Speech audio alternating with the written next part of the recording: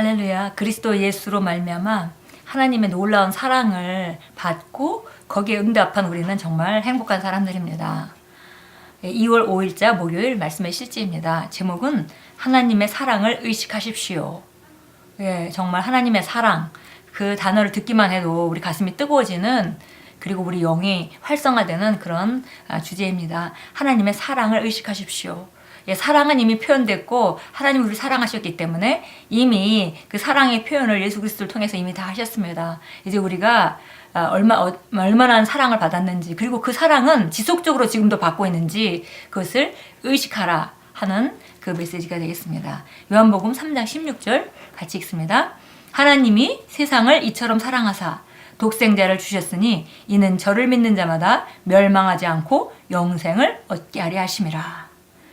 하나님께서 세상을 얼마나 사랑하셨는지 자기 하나밖에 없는 아들을 내어주기까지 우리를 사랑하셨습니다. 그리고 그분이 원하신 것은 한 사람도 멸망하지 않고 모두 다 영원한 생명, 영생을 얻으면서 하나님 자녀가 되기를 원하셔서 그 길을 예비하신 것입니다. 사랑이란 당신에게 중요하다는 인식을 주는 사람에 대한 애정 어린 가치입니다. 그러므로 하나님께서 당신을 사랑하신다는 의미는 그분께 당신이 특별하고 가치가 있다는 뜻입니다. 이 말이 사실이라면 그것은 당신의 삶이 분명히 의미가 있다는 뜻입니다. 당신은 아무것도 아닌 것 때문에 살지 않습니다.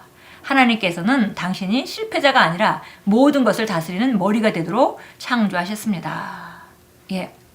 보니까 사랑이라는 것에서 정의를 했습니다. 사랑이라는 것은 바로 내가 중요하다고 생각하는 사람, 그 사람에 대한 그 애정 어린 가치를 가지고 있는 것이 바로 사랑이다 그랬습니다. 그분을 너무 가치 있게 생각하는 거죠. 그리고 그분에 대해서 그 지속적인 가치를 알기 때문에 그 사람을 정말 친절하고 애정 어린 그런 그 마음과 그런 그 눈으로 바라보고 해줄 수 있는 것을 해주는 그런 상태가 바로 사랑입니다. 그래서 하나님께서 나를 사랑하셨다, 우리를 사랑하셨다는 의미는 그분에게 우리가 가치 있는 존재라는 것입니다. 그분이 우리를 사랑했다는 것은 그분이 우리를 중요한 사람으로 여겼다는 말이고요. 이 정말 우리가 그렇게 중요한 사람이라면 하나님께서 우리를 대강대강 만드신 것이 아니라 분명하게 뜻 있게 만드셨고 독특하고 아름답고 가치 있게 만드셨기 때문에 우리 인생은 여기 당신은 아무것도 아닌 것 때문에 살지 않습니다. 약간 번역이 약간 좀 이상한데요. 당신은 아무 의미 없이 살아가는 것이 아니다. 아무 의미 없이 살도록 만들어진 것이 아니다. 이런 뜻입니다. 하나님께서는 우리가 실패자가 아니라 모든 것을 다스리는 머리가 되도록 창조하셨습니다. 이제 당신은 더 이상 정죄를 받지 않는다는 것을 알기에 자유와 하나님의 사랑에 대한 온전한 확신 가운데 걸을 수 있습니다.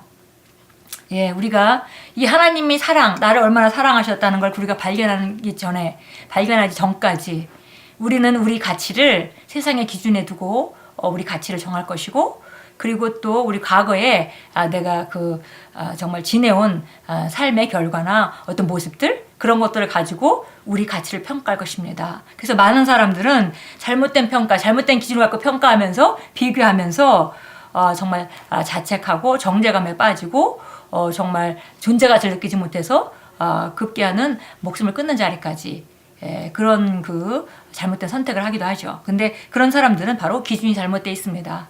그런데 우리가 이 바른 기준은 정말 복음을 듣고 예수님을 만나는 순간, 하나님이 나를 얼마나 사랑하셔서 하나밖에 없는 아들을 대신 주시고 나를 구원하셨는지를 우리가 알 때 우리 삶의 가치는 무한한 그런 가치인 것을 알 수 있고, 하나님께 나는 무지 중요한 존재이고, 그렇다면 하나님이 그 전능하시고 위대하신 하나님이 나를 정말 훌륭하게 만들었다는 것을 또 우리가 받아들일 수 있고, 그래서 나는 그 훌륭한 그 모습대로, 하나님이 만드신 그 모습대로 내가 살아야 하고, 그렇기 때문에 내 인생은 그냥 먹고 살다가 끝나는 그런 인생이 아니라는 것을 우리는 너무나 잘 알 수 있습니다. 하나님의 사랑에 대한 의식이 당신의 삶을 바꾸고 당신에게 비범한 사고방식을 줄 것입니다. 하나님의 사랑을 독특하게 인식했던 다윗과 같은 사람을 생각해 보십시오. 하나님 아버지 사랑에 대한 그의 이해는 그로 하여금 다르게 생각하도록 만들었습니다. 예를 들면 시편 23편 1절에서 다윗은 여호와는 나의 목자시니 내게 부족함이 없으리로다 라고 말했습니다. 이것을 통해서 당신은 다윗이 하나님에 대해 어떻게 생각했는지를 알게 됩니다. 그렇기 때문에 대단히 성공을 거두었고 놀라운 승리의 삶을 살았습니다. 다윗은 자신이 아버지께 소중하다는 것을 알았기 때문에 다음과 같이 결론을 내렸습니다. 하나님께서 나를 사랑하심으로 나는 삶에서 어떤 것도 부족하지 않을 것이다. 하나님은 나의 목자시다. 얼마나 놀라운 사고방식인지요. 다윗은 바로 하나님의 마음을 알았습니다. 다윗도 상황과 현실로 자신을 평가했다면 자신에 대한 평가는 그렇게 높게 나오지 않았을 것입니다. 우리가 알다시피 사무엘 선지자가 정말 2세의 아들 중에 왕이 있고 그 자를 기름 부으라는 음성을 듣고 갔을 때 그 선지자였던 사무엘 눈에조차 정말 다윗은 그 보잘것 없는 존재였습니다. 막내였기 때문에 그 자리에 나타나지도 않았고 그러나 우리가 알다시피 정말 가장 어린 막내 다윗 그때도 밖에서 아들들이 쭉 모아놓고 사무엘을 기다리고 있는 그곳에조차도 끼지 못하고 막내로서 밖에서 양을 돌보고 있던 그 다윗이었습니다. 그럼에도 다윗이 정말 늘 주님과 교제하면서 하나님이 어떤 분이신지 또 하나님이 자기를 얼마나 사랑하시는지 그분이 얼마나 완벽하고 선하신 목자인지 깨달았을 때 시편 23편 1절 같은 놀라운 말씀을 썼습니다. 하나님께서 나를 사랑하시고 그렇기 때문에 나는 삶에서 어떤 것도 부족하지 않도록 주님께서 다 예비하실 것이고 정말 이미 예비하셨다 이런 말씀이죠. 눈에 보이지 않는다 하더라도 그것을 아는 것입니다. 왜냐하면 하나님의 사랑을 알기 때문입니다. 이제 다윗보다도 우리는 하나님께서 예수님을 그렇게 하나밖에 없는 아들을 죽기까지 우리에게 내어주신 그 사랑을 우리는 경험했습니다. 그리고 그 사랑은 그때 한번 표현으로 끝나는 것이 아니라 그 변하지 않는 하나님의 사랑은 영원하다는 것을 지금도 여전히 또 아들을 내어줄 필요가 있다면 여전히 나를 위해서 내줄 그분의 사랑을 우리는 느낄 수 있습니다. 그래서 이렇게 우리 삶이 시작될 때 우리 삶은 전과 다른 놀라운 삶으로 변화될 것입니다. 바로 우리가 다윗과 같이 이런 놀라운 사고방식 그분이 나를 너무나 사랑하시기 때문에 나는 나의 삶에 부족한 것은 아무것도 없다. 지금 모든 것이 차고 넘쳐서가 아니라 내가 필요한 것에 필요한 때에 필요한 사람을 필요한 것을 필요한 기회들을 주실 것이라는 것을 믿는 것 그것이 바로 하나님의 사랑을 인식하는 것입니다. 항상 시간을 내어 하나님의 사랑을 묵상하십시오. 하나님의 은혜와 친절은 물론이고 당신이 이 땅에 있는 유일한 사람이었을지라도 주 예수님께서는 당신을 위해 자신의 생명을 주셨을 것이라는 사실을 생각해 보십시오. 그만큼 당신은 하나님께 대단히 귀합니다. 이것을 담대하게 믿음으로 그 사실이 당신의 의식 깊이 뿌리 박히게 하십시오. 그것은 당신의 삶을 영원히 바꿀 것이며 당신에게 새로운 확신을 줄 것입니다. 그분에게 내가 매우 중요한 존재라는 것, 그리고 그분이 나를 무지 사랑하신다는 것, 그렇다면 내 인생은 정말 탁월하게 만들어졌을 수밖에 없고, 그리고 내가 정말 그분께 정말 중요한 존재라면은 그분이 나를 통해서 하시고자 하는 정말 중요한 일이 있다는 걸 또 우리가 인식할 수밖에 없고요. 그분이 나를 여전히 사랑하고 계시기 때문에 내가 이 땅에서 살아가는 동안 어떤 일을 만난다 하더라도 거기에 필요한 것을 이미 예비하신 그분을 믿기 때문에 나는 부족한 것이 없다라고 우리가 고백하는 것입니다. 하나님께서는 지금 당신의 모습 그대로 사랑하십니다. 당신은 그분의 사랑을 얻기 위해 일하거나 그분을 감동시킬 필요가 없습니다. 은혜가 아닌 자신의 행위로는 결코 그분의 사랑을 얻을 수 없었기 때문입니다. 하나님께서는 당신을 사랑하기로 선택하셨습니다. 당신이 해야 할 전부는 당신에게 온 그대로 단순하게 그분의 사랑을 받아들이고 항상 당신을 향한 그분의 사랑을 의식하는 것뿐입니다. 지금 하나님께 손을 들어 말하십시오. 주님 저를 이토록 사랑하시니 감사합니다. 아멘. 하나님께서는 우리 모습을 몰라서 우리가 막 하나님 앞에서 그 올바른 그 척 해서 그것 때문에 우리 사랑하시는 것이 아니라 우리 속의 깊은 곳까지 우리가 어떤 생각을 하는지 때로 얼마나 연약한지 또 얼마나 잘못된 선택을 가끔 하기도 하는지 다 아시면서 그대로 우리를 주님은 하나님께서는 사랑하십니다. 그래서 우리가 그분의 사랑을 얻기 위해서 사랑받으려고 더 잘 보이려고 이렇게 일하거나 감동시킬 필요가 없다 이렇게 말했습니다.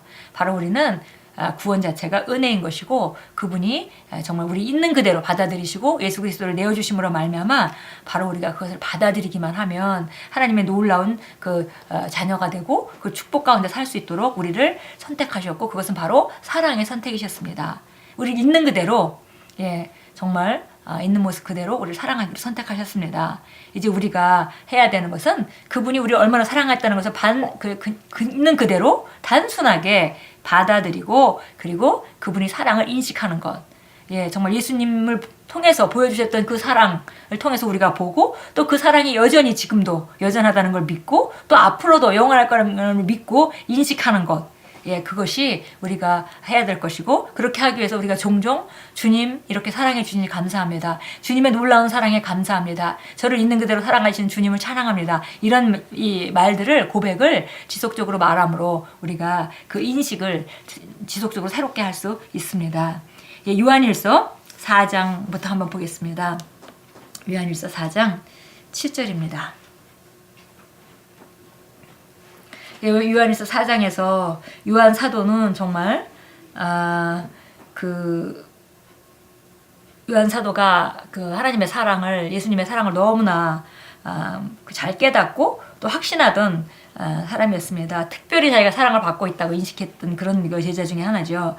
그런데 우리가 보니까 요한일서 4장에 특별히 그분의 사랑에 대해서 놀라운 감동으로 말을 썼습니다. 4장 7절부터 보겠습니다. 사랑하는 자들아 우리가 서로 사랑하자.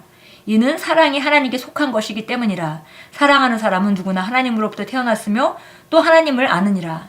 사랑하지 아니하는 자는 하나님을 알지 못하나니 하나님은 사랑이시기 때문이라. 우리를 향한 하나님의 사랑이 이렇게 나타났으니 곧 하나님께서 그의 독생자를 세상에 보내신 것은 우리로 그를 통하여 살게 하려 하심이라. 여기에 사랑이 있으니 우리가 하나님을 사랑한 것이 아니요 그분이 우리를 사랑하시고 그의 아들을 우리 죄들을 위하여 화목제물로 보내신 것이라. 사랑하는 자들아 하나님께서 이처럼 우리를 사랑하셨으니 우리도 서로 사랑하는 것이 마땅하도다. 정말 하나님은 사랑이시기 때문에 하나님은 사랑하시는 분이 아니라 사랑 본질이시죠. 이 사랑이 바로 하나님의 본질이십니다. 그래서 우리가 사랑하는 하나님을 우리가 사랑하지 못하는 사람은 하나님을 모르는 것이고 하나님을 안다면은 그 사람은 사랑할 수밖에 없다 그랬습니다. 이 사랑은 우리가 주님을 사랑하게 되고 또 주님을 사랑하는 표현으로 우리가 주변에 있는 사람들을 사랑하는 그렇게 주님이 사랑이 나타나게 됩니다. 보니까 정말 독생자를 하나밖에 없는 아들 그러니까 인간이 이해할 수 있는 최고의 사랑의 표현이죠. 그래서 독생자를 세상에 보내신 것은 그를 통하여 그는 우리 때문에 죽고 그리고 우리는 그분을 통하여 살게 하시려고 우리가 그분의 자리에서 하나님의 자녀가 될 수 있도록 하신 것이 바로 하나님 아버지의 정말 일방적인 사랑이셨습니다. 11절 사랑하는 자들아 하나님께서 이처럼 우리를 사랑하셨으니 우리도 서로 사랑하는 것이 마땅하도다. 우리가 하나님 자녀가 되고 하나님의 생명이 우리에게 흐른다 하면서 하나님의 본질이 사랑이신데 그 생명 가운데 그 아가페 사랑이 우리를 통해서 흐르지 않는다면 우리가 하나님을 잘 알지 못하는 것이다 라고 사도 요한은 아주 강력하게 얘기했습니다. 이 16절 한번 보겠습니다. 하나님께서 우리를 향해 가지신 그 사랑을 우리가 알고 또 믿었으니 하나님은 사랑이시라. 사랑 안에 거하는 사람은 하나님 안에 거하고 하나님께서도 그 사람 안에 거하시느니라. 우리가 마치 포도나무에 가지가 붙어 있는 것 같이 하나님께 우리가 연결되어서 하나님의 생명을 받은 그 사람은 하나님의 사랑이 흐르는 것이 당연하고 우리가 하나님 안에 거한다는 것은 사랑 안에 거하면 하나님 안에 거하게 되는 것이고 그것이 바로 하나님께서도 우리 안에 거하시는 방법이 그분의 사랑으로 우리 안에 거하고 계시다 이렇게 말했습니다. 정말 우리가 정말 하나님의 그분이 나를 얼마나 사랑하시는지 그거에 대한 확신이 있을 때 우리는 이 세상에 어떤 것도 두려워하지 않습니다. 담대하게 되고 또 확신 가운데 살아가고 어떤 어려움이나 두려움이 없는 삶을 살 수 있습니다. 여기도 보니까 17절에 이렇게 우리 사랑이 온전해졌느니 이는 우리로 심판날에 담대함을 가지려는 것이다. 이는 그분이 그러하신 것 같이 우리도 이 세상에서 그리하기 때문이다. 사랑 안에는 두려움이 없느니 온전한 사랑은 두려움을 내어 쫓느니라. 정말 우리가 이런 놀라운 사랑을 받았습니다. 그리고 이렇게 이 놀라운 사랑은 또 우리를 향해서 우리를 또 통해서 다른 사람에게 흘러갑니다. 그것이 바로 우리가 하나님 자녀라는 증거이고 우리가 순간순간 이 사랑을 인식하고 얼마나 큰 사랑을 받았는지 그리고 그 사랑을 우리가 흘려보내야겠습니다. 예, 기도합니다. 사랑하는 아버지, 제게 아낌없이 부으시는 사랑과 은혜로 인해 감사드립니다. 아버지의 기쁨이 제 심령을 가득 채우므로 제가 아버지의 사랑을 영광스럽게 경험하여 저의 세상에 똑같은 사랑을 나타냄으로써 제 삶은 아버지에 대한 찬양과 영광의 표현입니다. 예수 이름으로 기도합니다. 아멘. 예, 오늘도 순간순간 정말 그분의 사랑을 묵상하시고 정말 중얼중얼 주님의 사랑에 감사하고 주님이 이렇게 저를 사랑하시니 감사합니다. 그 사랑이 제 안에 충만합니다. 저는 그 사랑을 다른 사람에게 표현하겠습니다. 이렇게 지속적으로 고백하시면서 하루 종일 그분의 성령의 기름 부음이 정말 여러분 한 분 한 분을 통해서 다른 사람에게 흘러가도록 통로를 여시고 그분의 사랑을 인식하는 귀한 하루로 만들어 가십시오.